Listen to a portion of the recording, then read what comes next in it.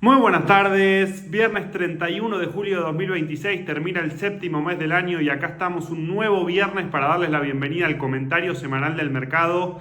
En una semana que vamos a intentar resumir de la mejor manera en este espacio, pero créanme que es un desafío porque tuvimos muchísimas noticias en Estados Unidos entre el movimiento de los semiconductores, la decisión de la Reserva Federal, los datos macroeconómicos y la temporada de balances. Y también en Argentina repercutió mucho la licitación del Tesoro, el movimiento en el tipo de cambio después del fixing de la LELIQ D31 L6 y por supuesto también tenemos novedades en materia de bonos, acciones y el split de YPF. Todo eso vamos a repasar en este espacio. Y por lo movida que fue la semana me voy a tomar el atrevimiento de empezar por el mercado internacional. Y si les parece vamos de lleno a los balances y para arrancar bien arriba empezamos con las buenas porque tenemos muy buenas y muy malas. Entre las buenas se destacaron Microsoft y Amazon.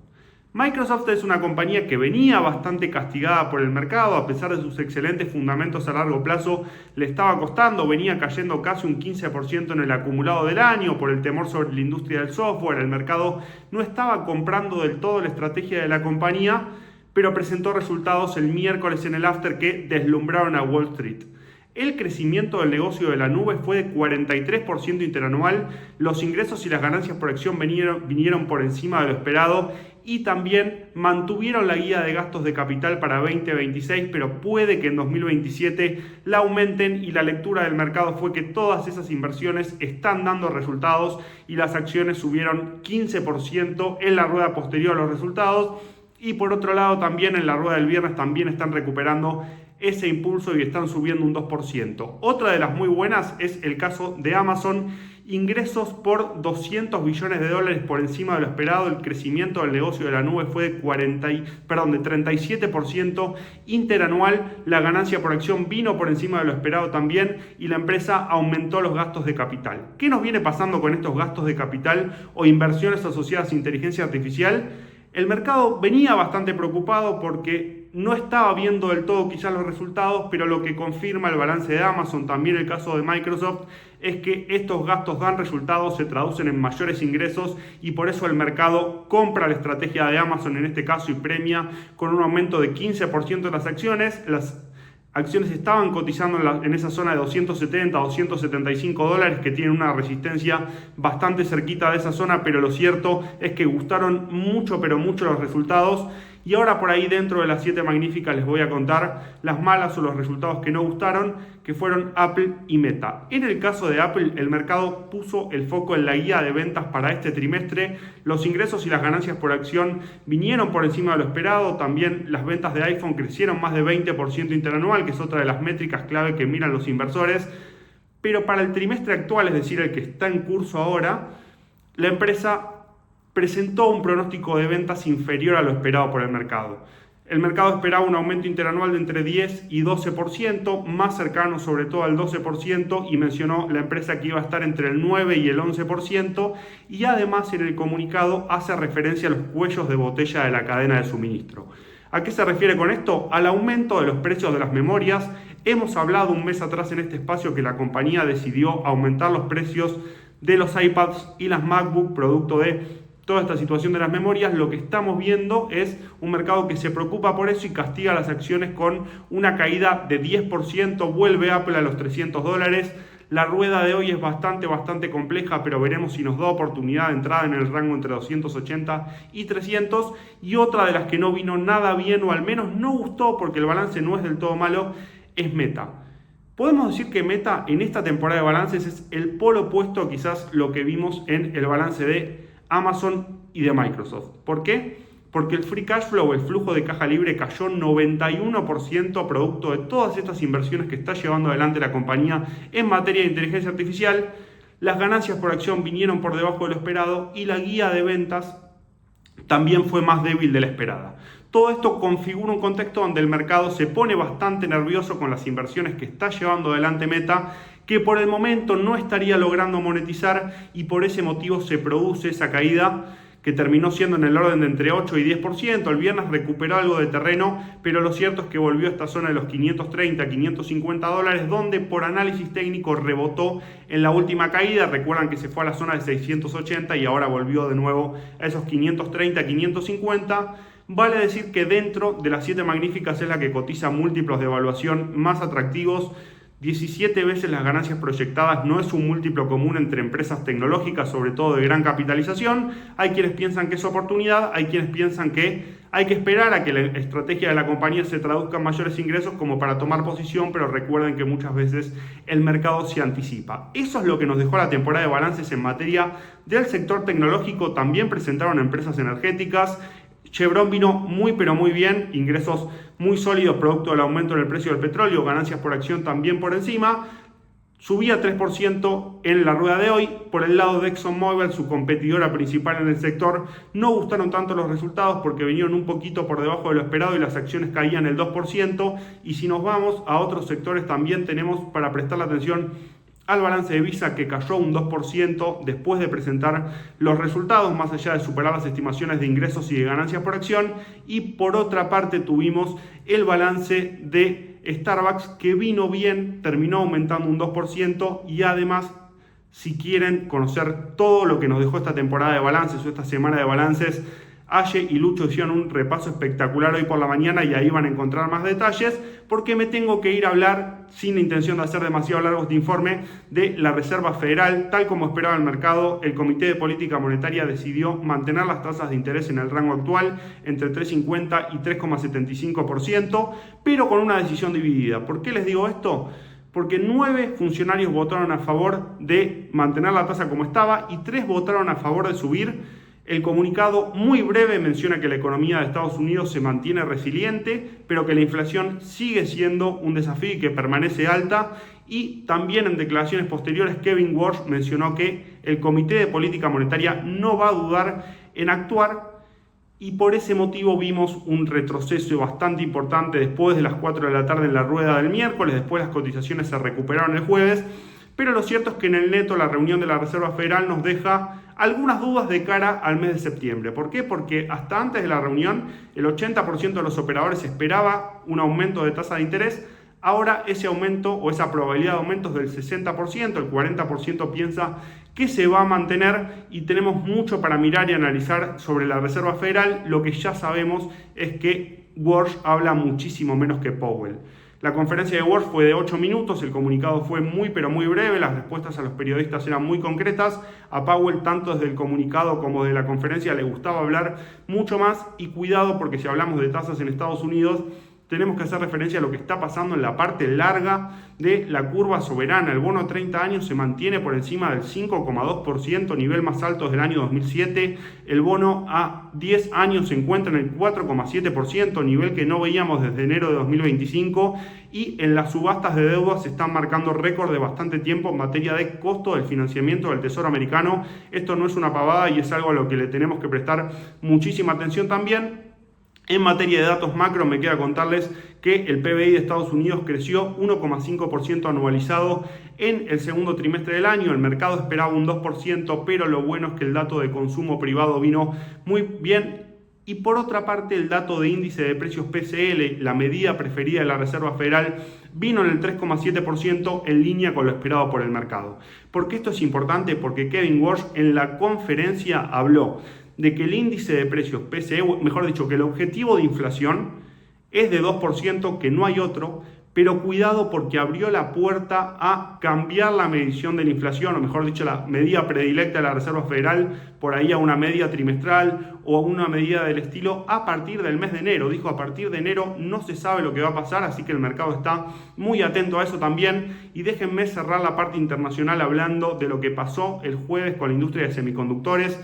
Muchas posiciones apalancadas en Corea, había muchas compañías cayendo del sector, cayendo casi 40%, incluso más, hasta 50% de sus máximos históricos, con un mercado que empezaba a poner en precios que el ciclo de las memorias se terminaba. El jueves vimos una recuperación muy pero muy importante. Micron Technology subió el 18%, Sandisk llegó a subir el 25% en un momento de la rueda. Y vamos a estar hablando el lunes a las 9:45 de la mañana del mercado con Sole sobre qué es lo que está pasando en esta industria, porque hay posiciones muy, pero muy diferentes. Hay quienes piensan que Micron se va a ir a $500, que el ciclo de las memorias se terminó y que por eso hay que shortear las acciones, como hizo Michael Burry hace algunas semanas atrás.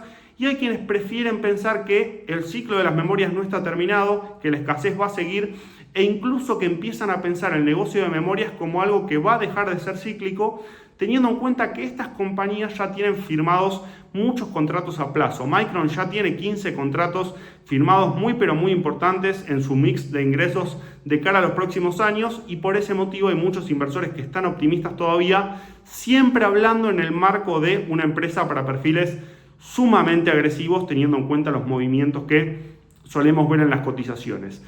Y ahora sí, me queda hablar un segundo del conflicto en Medio Oriente. Terminamos la semana pasada con el petróleo en 90, bajó a 80 porque se terminaron los ataques en Medio Oriente durante el fin de semana. Hubo una desescalada del conflicto, pero duró 3 días. El martes Estados Unidos volvió a atacar, Irán respondió, Trump volvió a declarar la posibilidad de efectuar ataques masivos en Medio Oriente, el tráfico en el estrecho de Hormuz sigue comprometido y el Brent volvió a la zona de $90 aproximadamente por donde terminó la semana pasada, así que en el neto no nos deja demasiado de caída del petróleo y el conflicto en Medio Oriente sigue siendo un tema para prestar atención por el impacto que puede tener en la política monetaria de Estados Unidos, por su impacto en la inflación a nivel global.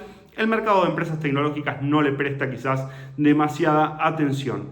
Ahora sí están dadas las condiciones para pasar al mercado local. Les pido disculpas si me extendí demasiado, pero realmente fue una semana en la que tuvimos de todo. En Argentina nos visitó Cristalina Georgieva, la titular del Fondo Monetario Internacional. Dejó una frase muy pero muy concreta, es: sigan comprando reservas, en la conferencia de prensa con el ministro Caputo.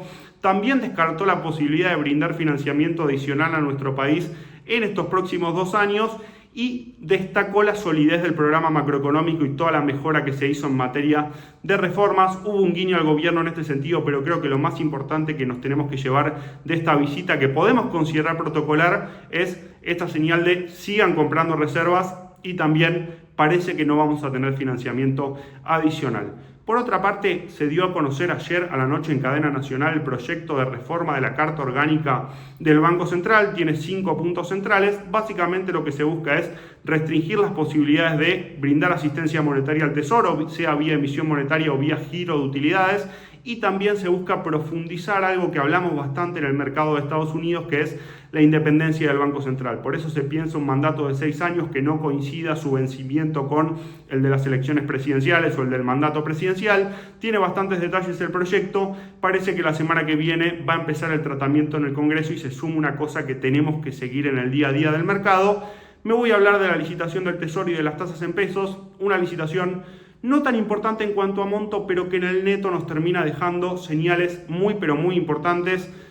Vencían 8,5 billones, el gobierno obtuvo financiamiento, decidió tomar financiamiento por algo más de 12 billones, porcentaje de rollover del 144%, y la señal concreta que nos deja es que la prioridad del Tesoro sigue siendo descomprimir el perfil de vencimientos y patear todo lo que se pueda para el año 2028, aún haya que pagar o aún se arriesgue a pagar un poquito más de tasa o brindar deuda indexada.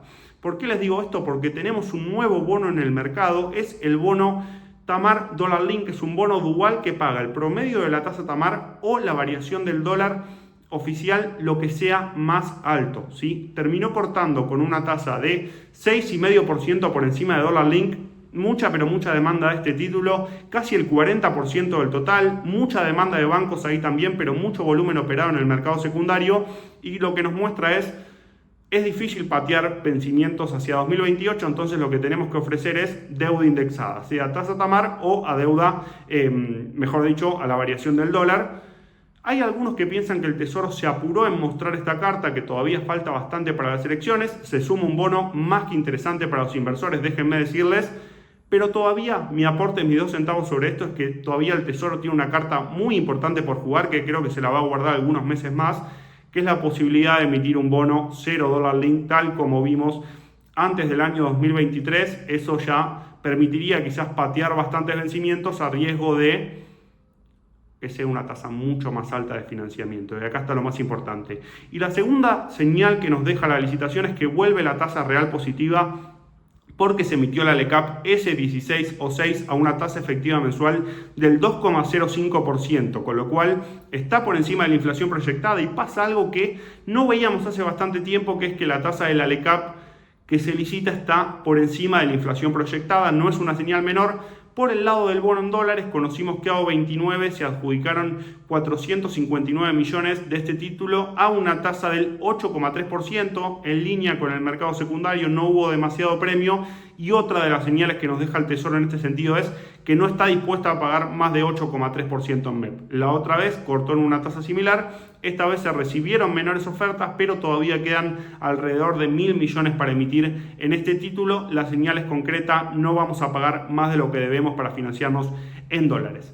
Por el lado de las acciones, todo bastante tranquilo en esta semana. El Merval en dólares cierra en 2.100 puntos, la semana pasada cerró en la zona de 2.050.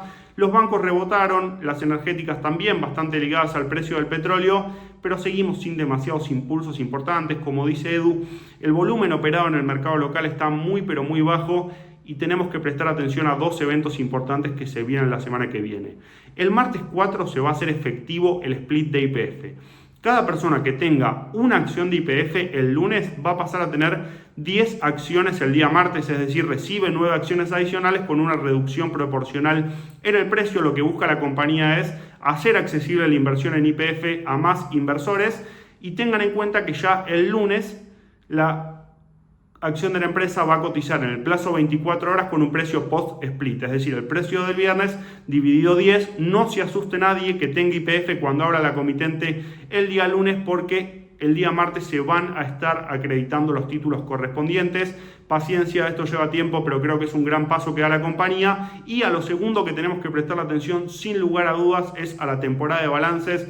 La semana que viene presenta balance TGS, presenta balance Pampa Energía, presenta balance Vima también. Parece que YPF queda para la semana próxima, los bancos también, que estarían presentando entre el 15 y el 20, pero a prestar mucha atención porque ahí podemos tener drivers, sean positivos o negativos, que muevan las cotizaciones. Me falta hablarles del tipo de cambio. El Banco Central cortó la racha de 135 ruedas consecutivas comprando dólares.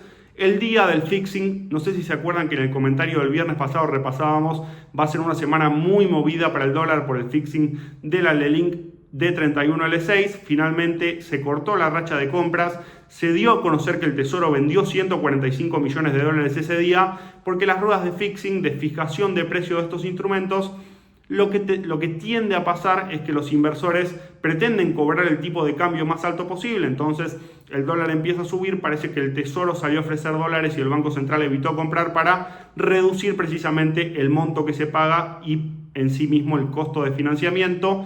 Pero más allá de eso, más allá de un dato que generó algo de nerviosismo en el mercado, lo cierto es que el Banco Central mantiene su compromiso, porque el jueves compraron nada más y nada menos que 117 millones de dólares. Las reservas brutas están en 49.000 millones de dólares, en su nivel más alto desde septiembre de 2019, así que todo bastante acomodado por el lado de reservas. Y lo que me queda contarles del lado de la licitación es que se absorbieron 3,5 billones de pesos.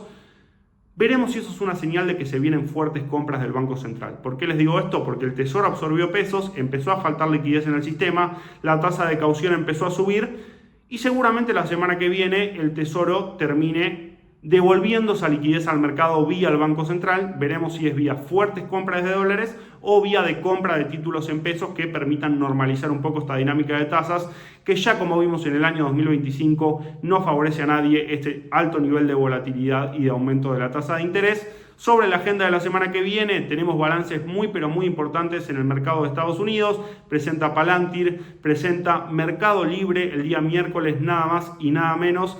También estuvimos repasando los balances locales y en materia de datos económicos tenemos que prestar mucha atención a la tasa de desempleo y al dato de nóminas no agrícolas que se va a estar dando a conocer el próximo viernes. Nos espera una semana nuevamente movida y los vamos a estar acompañando como siempre desde Raba Bursátil.